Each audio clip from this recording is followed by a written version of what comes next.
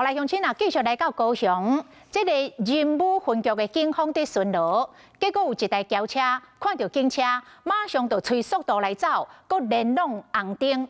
警方看这绝对是有问题，就对后壁要甲抓。而且同时来查这个车牌号，原来车主是一个毒品的通缉犯，这个通缉犯为矫情一路驶到凤山，最后弄到路边的三角堆甲金炉，是车弹的，路车用走的，才走100米远，就互警方压制逮捕。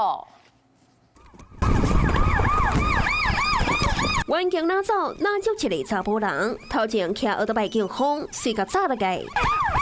走我呀！好啦，无走啦。你啥物啊？走到安尼。查甫人当场互压制，伊摔车骑着烂渣，搁打油门逃走。后来家己去弄到三角水，归去车弹的做移走。顶礼拜暗时10点多，高雄仁武分局警方巡逻来到礁庆中兴路时，一台轿车驾驶看到警察车向向打油门，搁冲过来红灯。警方感觉怪怪，就甲对车，而且对车牌查出车主是毒品的通缉犯。遂保持安全距离，鸣笛示警受检。